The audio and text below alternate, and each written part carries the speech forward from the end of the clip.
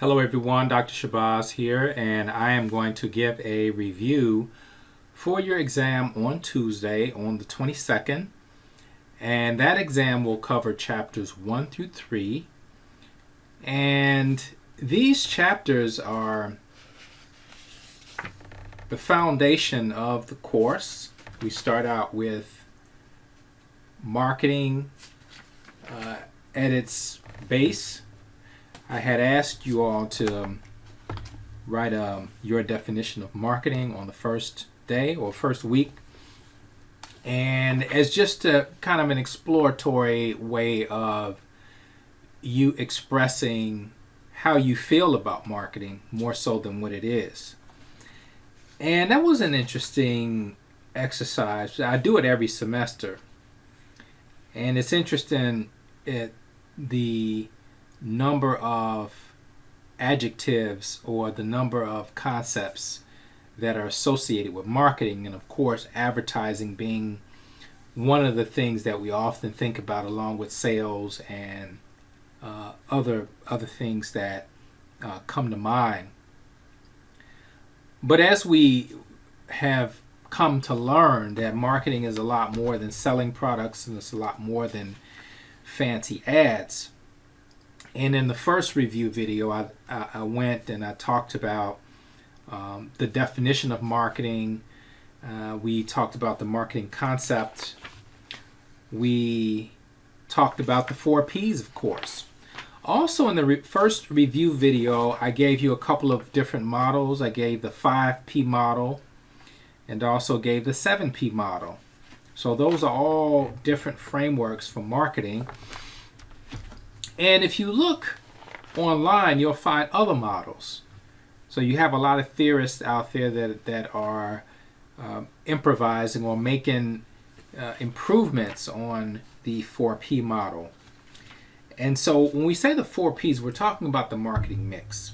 And I believe we did a quiz on that, and the class did well. So I think you should have a good understanding of what marketing is.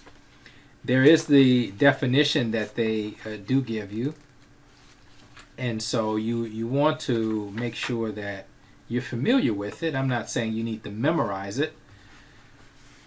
I'm not going to have a box and then you have to put in the definition.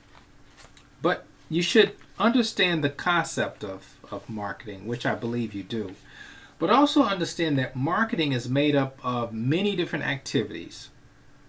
Sales and advertising, those are 2.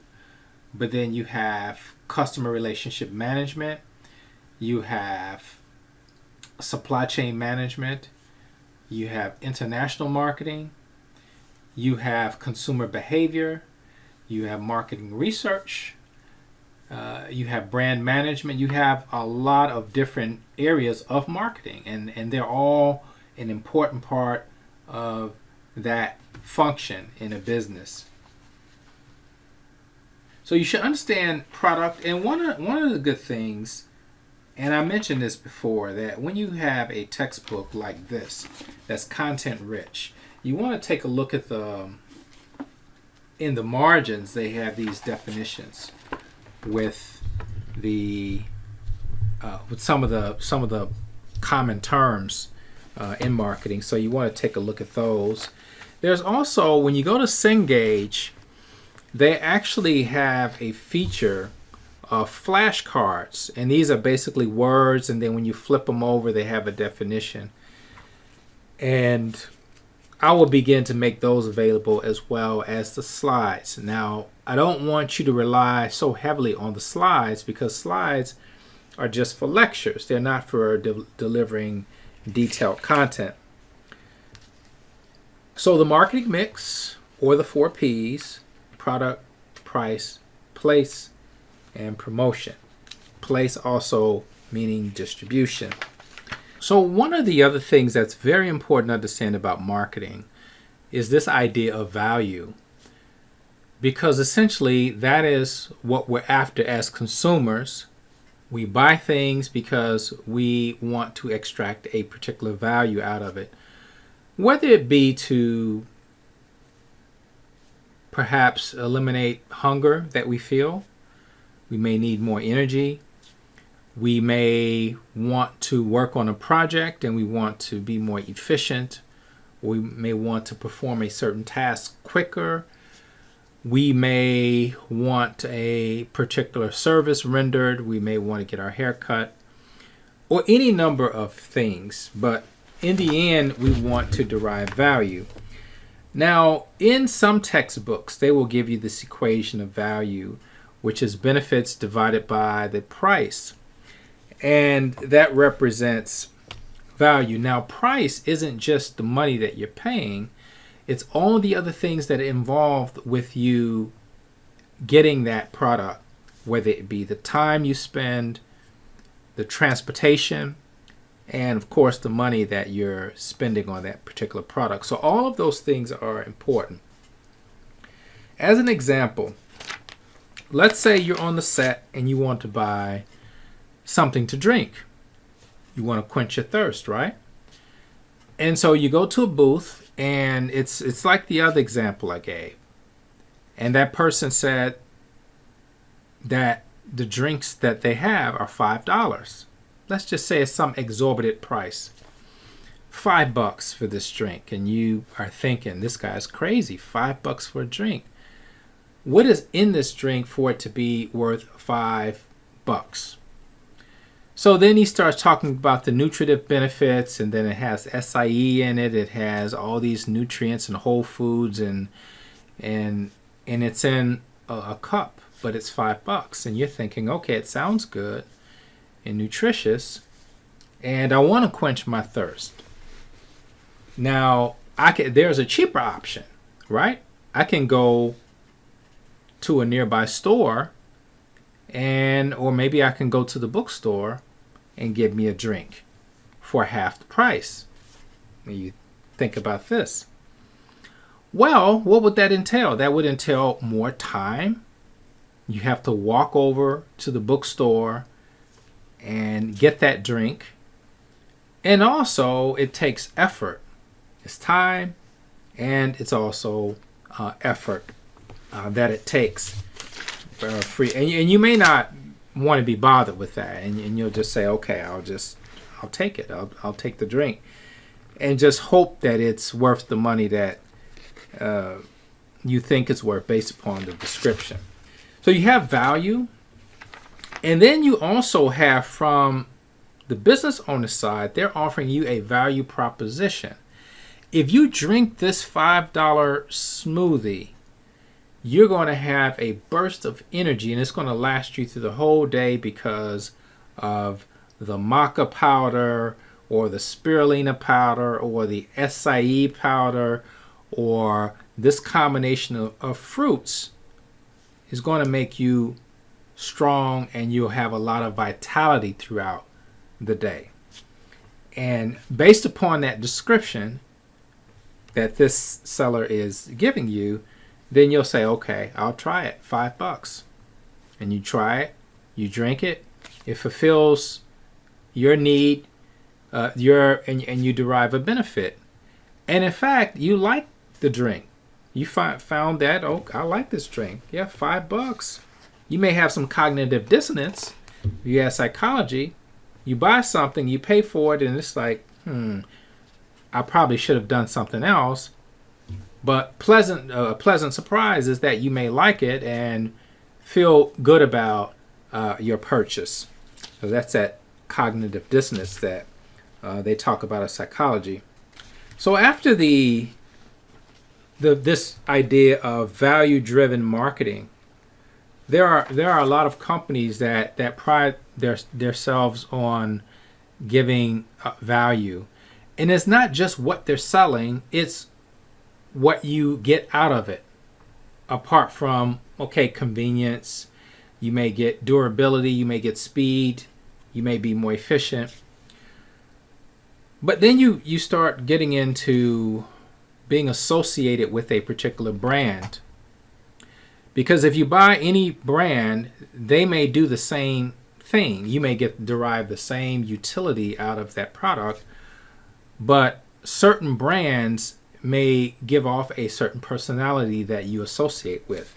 And so now you're getting into deeper levels of consumer behavior. So some of the other things that you should pay attention to, this idea of being in a market, which is exchanges between buyers and sellers. And if you had an economics class, you will know very well what a market is, and they would draw the supply and demand curve, and those demand and supply curves will be shifting. And of course, you have price and quantity that are also factors in the market space. On page 12, they have an exchange between buyer and the seller. So this is also part of that market where you have the buyer and the seller making an exchange. The buyer is receiving merchandise and giving money in this case. But also what is happening, what is being exchanged? Well, the other things that are being exchanged are the feedback from the buyer to the seller, and then the seller provides information to the buyer. And actually, the seller would do that first to give you, an idea of what the product, the attributes of the product, and it's what kind of benefit you would get from using it. You should know about the different orientations, the production orientation, sales orientation, market orientation, and maybe they should talk about relationship orientation. Well, they do. In the book, they call it customer relationship management. Because now, in 2020, it's not about buying a thing. It's not even about buying a brand, but it's about establishing a relationship. And that's what branding is. It's about establishing a relationship with something. Many of you all will go and you will buy a t-shirt, a sweatshirt, a hoodie, and it'll have a brand name across the chest. Whether it's Gucci, whether it's Nike, or any other of these recognizable symbols across your chest. But if you think about it, these companies that are authorizing the sale of that merchandise should actually be paying you to wear that shirt. But you've paid for the shirt so that you can associate yourself with Nike or Gucci or any of those other brand names. But of course, they should be selling you for wearing it and walking around and being a walking billboard, which is essentially what happens when you wear those types of shirts. So they go on in chapter 1 to talk about how marketing is important, how it fuels the global economy, and how it enhances consumer awareness. All of those things, of course. And how marketing connects people through technology. And we actually had a couple of journal articles that talked about technology and the role of technology. And we had one on social media marketing. All of these are things that I was reading about in the late 90s when I was doing my dissertation. I did my dissertation on e-commerce, and this was before e-commerce was e-commerce. And so I did some of the first research on that, and it was just amazing how fast things were going in terms of technology and this whole idea that the online platform would be an economic engine. And when I was explaining my dissertation to people who would listen at Clark Atlanta University, I did many presentations. They didn't get it. They didn't get the concept of the online platform. They thought it was just about looking up information. And I was trying to explain that the internet as an economic engine. And I believe they get it now, but then they just were clueless as to what I was talking about. And that was 1995. I almost considered going out to Silicon Valley and just seeing what I can do. And that was the late 90s. So it's good I didn't do that, because right after that, there was a crash of the dot-coms. That was in 2000 when those companies went under. Because, of course, the business models were being tested and many companies failed. But as a result of those failures, then we got to understand the platform a little bit more. And now e-commerce, e-business is just normal business now. Everybody's shopping online.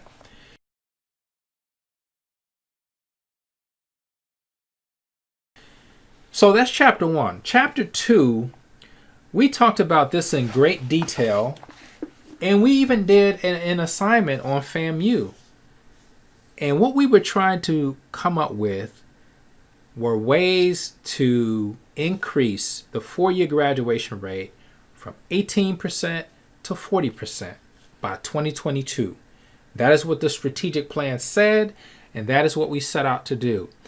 And many of you came up with some plausible ideas, and you targeted some of the organizations were pretty logical, I would say. The Office of Student Services, the Office of Academic Affairs, Provost Office, very logical, right? You want to put some training programs in place, and you want to have a way to track students as they go through the process.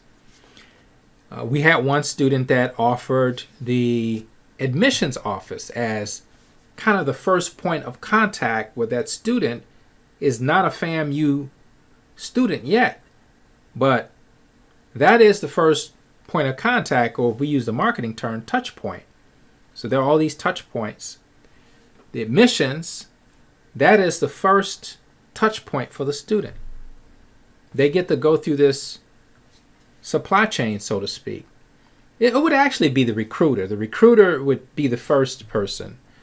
Or actually it could be the website. The website could be a touch point. Or first exposure that a student will have to FAMU might be the website. So our organization has a structure. It has a strategic plan. It has a mission statement. And in chapter 2, they talk about the strategic planning process. And that strategic planning process has to do with having a mission, having a strategy, and if your organization is broken up into units, each unit may have a strategy. Each unit may have a mission. So all of these are elements of the strategic planning process. Then you have to do your SWOT analysis. We've talked about the SWOT analysis, so you should have a good understanding of SWOT. And after the SWOT, then you may have a strategic objective for each unit that's involved in the process of that particular mission. So they have a diagram on page 30 of the book where they title it The Components of the Strategic Planning Process. So that's important. Now next month, in a few weeks, you'll be doing a self-branding project where you'll come up with a career mission. You'll do a SWOT analysis of yourself. You will do a strategic plan. And of course, all of these things, you will be able to look at your resume and make an assessment of where you are at the current time, assess your strengths, weaknesses, opportunities, and threats, and then come up with a strategic plan. So just like FAMU has done a strategic plan through 2022, you will do a strategic plan for a year, and so that you can achieve your missions. They have a couple of matrices in the book. Most of the diagrams in chapter 2 you want to make sure you're familiar with. They have a lot of processes, levels of strategic planning. That's page 33. The Boston Consulting Group model, where you have the stars, the question marks, cash cows, and dogs. You want to be familiar with that and how that works. The SWOT analysis, of course, noting that the strengths and the weaknesses are internal factors and the opportunities and threats are external factors that you are assessing. So keep that in mind. first and late mover advantage. In my second video, I made mention of that and gave some examples, one of which I believe was Napster. When Napster came out with this peer-to-peer network, it was involving the sharing of music, where people would share music. You would give access to a folder on your hard drive, your computer, and then if somebody searched a song in the interface, and then all of these results will come up. One of those could be your folder because you've given permission, and that song is in your folder, and then someone downloads it, and then you do the same thing. Well, Napster was actually shut down. There was an injunction placed on it, and it was bought by the Bertelsmann Group, and they tried to make a pay model unsuccessfully. And all the while, Apple was watching all of this, and they came up with what? iTunes. You have a device, the iPod, and you have iTunes. And in a time when people said, I'll never pay for music again because I have LimeWire, I have Napster, I have all of these free peer-to-peer sharing, music sharing sites. But of course, that's not completely safe because you could download malicious software.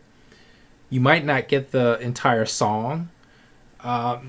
It might not sound right. It might be a version of another song or a cover of another song. So with iTunes, there's a subscription, and you pay a certain amount, and you get millions of songs that are going to be high quality, and there's not going to be any funny business involved in that. So what are some of the other things in Chapter 2? Evaluating marketing strategies. You have to obviously understand if this is working. You're putting money, you have a marketing budget, and for a lot of companies, marketing budgets are substantial. Marketing does work. There's a saying that marketing is everything and everything is marketing, and that is not far off. Because every organization, regardless of what industry they're in, has a marketing element to it. You have to, especially now because of the online platform. Sales analysis. Sales figures to evaluate a firm's current performance. And we know what sales analysis is. You look at the trends. You have a forecast, right? You all know about forecasting. You forecast every month and say, okay, I'm going to sell 20 units this month. That's what I'm projecting. And I'm going to sell at the peak, I'm going to sell 35. It's going to go up because we're going into a particular season.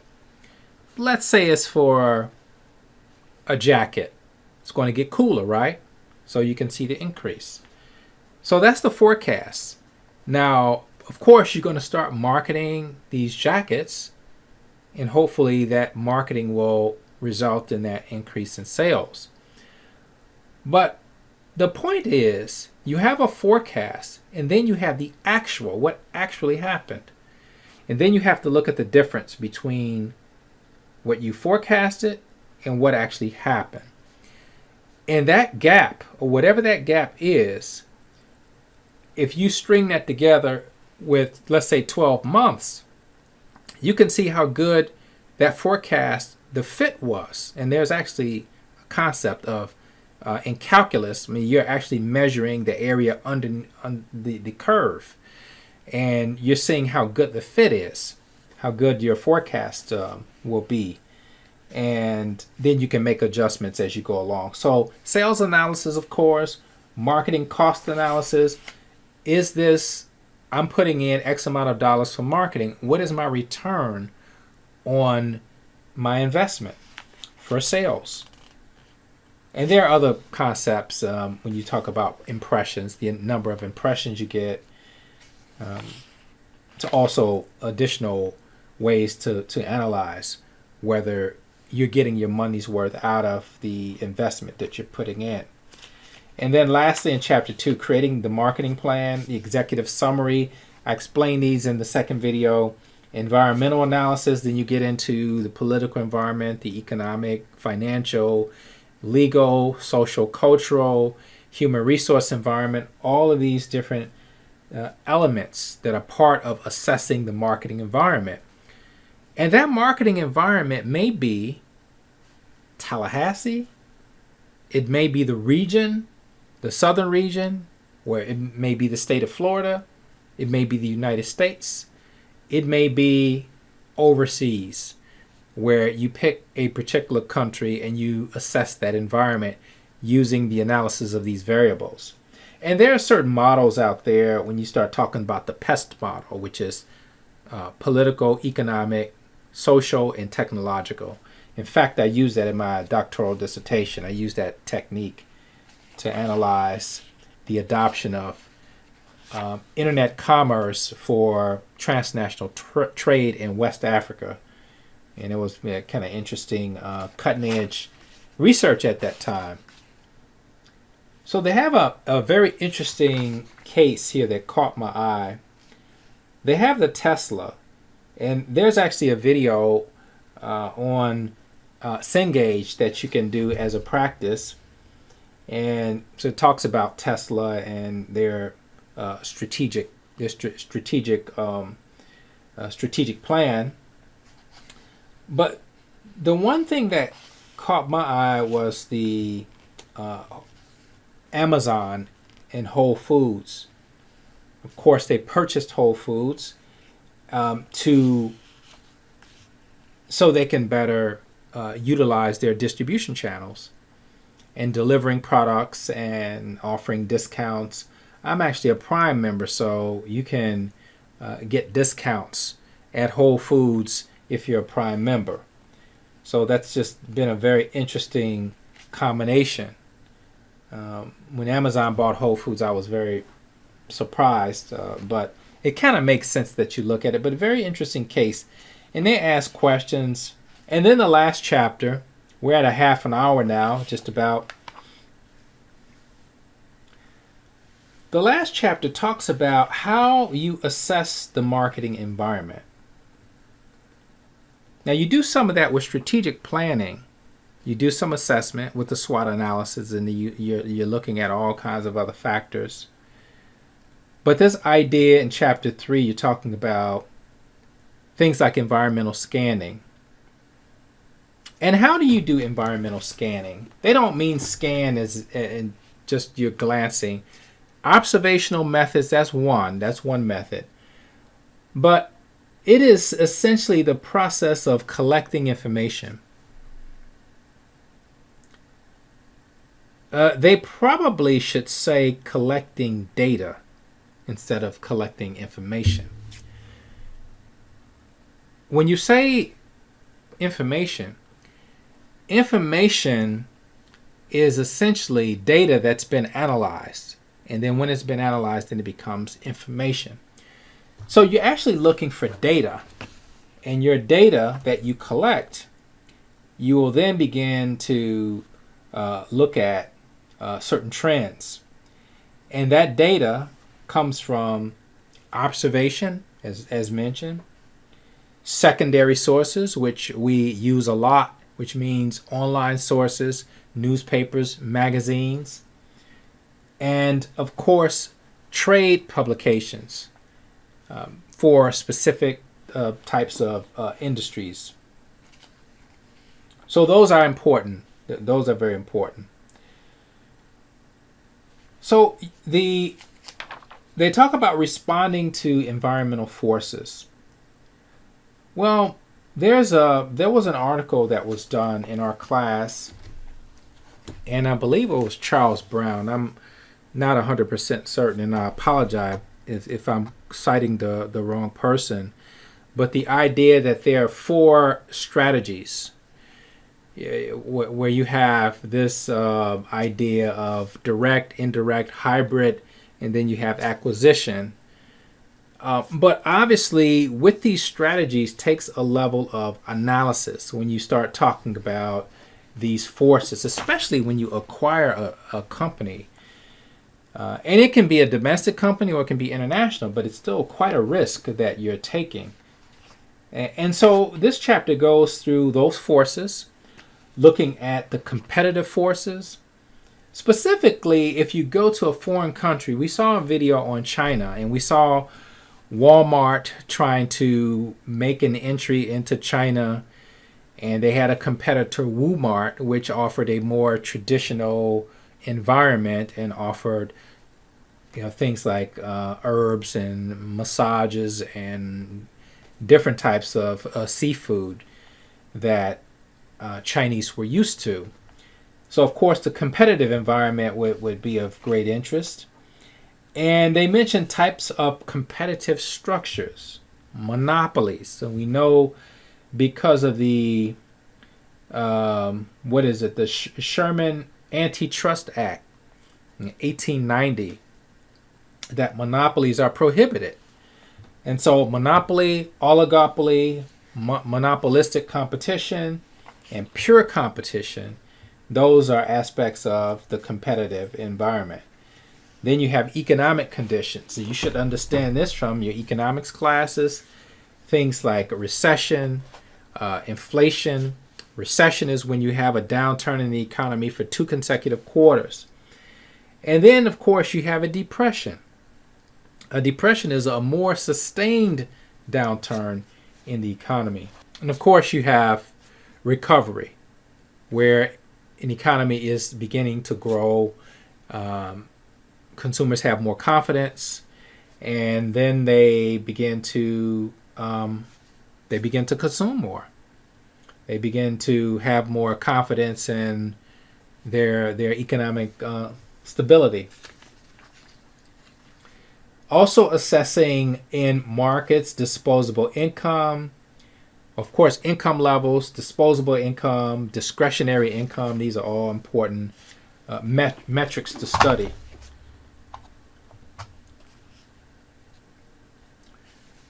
Then you have political forces. Political forces, the political structure in terms of how you navigate the political system, and also the ability to use lobbyists to ensure that the politicians are going to support your business activity. And of course, that's basically what comes with the territory. As a corporation, you need to have lobbyists who are in Washington ensuring that the politicians understand the relevance of that company's business, and will not place restrictions and will not have intense regulations that may inhibit that company's ability to operate.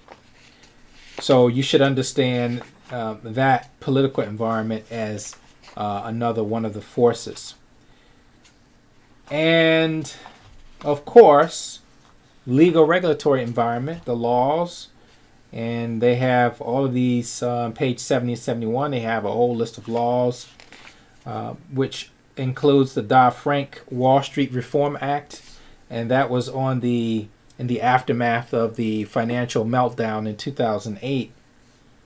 And you also had the Sarbanes-Oxley Act, which is not in here, but that was another piece of legislation. You should know about the regulatory agencies, the FTC, and what they do, the FDA, the USDA, OSHA. I don't believe OSHA is in here. OSHA is not in here. That's for pollution and for regulating the amount of toxins that are spewed. Also, environmental issues in terms of, you may have heard of neighborhoods being cesspools of dumping. You have these landfills, all of these things. You have protections, organizations that protect citizens from that. So you should know about regulatory bodies. Of course, technological forces, which we mentioned in a couple of the journal articles. Impact of technology. Social cultural forces are extremely important. Understanding trends, understanding values, understanding culture at a much deeper level, Maybe religion is involved. Maybe it's some kind of values, mores, and other types of traditions, which makes a culture very distinct from others. And not only distinct, but also the culture may impact the types of products you buy and the types of foods that you eat. And so that kind of goes without saying. And they end with consumerism, which I'll read. It says involves organized efforts by individuals, groups, and organizations to protect consumer rights. The movement's major forces are individual consumer advocates, consumer organizations, and other interest groups, consumer education, and consumer laws. So there you have it. You have this idea of the marketing environment. The chapter lays out a number of variables, forces. They call them forces. Some books they call them variables, uncontrollables, or what have you. And it may seem very straightforward, but if you're an entrepreneur or if you are an executive, managing these forces are very challenging indeed, because some of the forces you will not be able to foresee. Who could have foreseen the coronavirus and the impact that it would have on the marketing environment, which is what we're talking about? And it's been devastating to a lot of companies, to be honest. And it's one of those things that you have to somehow adapt to it. And it's been very difficult for a lot of companies, and some companies, frankly, have not made it. And that may be something that we'll discuss on at another time in terms of one of the discussions that we could have on Canvas.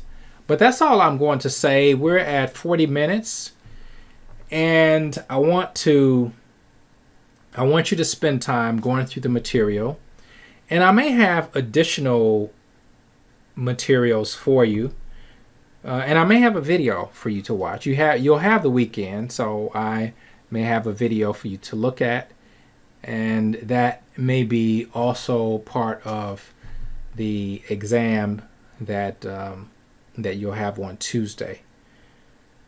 Okay, well, for me, it's late. This is actually Wednesday night for me, and I'm going to put up this video as soon as I can get it edited. Hopefully this was helpful. You have the weekend, so make sure that you study hard. Go through the terms that are in the margins, look through the tables, and on Monday night, make sure you get plenty of rest and be ready to go on Tuesday at 11 o'clock. Okay? I will have the FAMU strategies graded.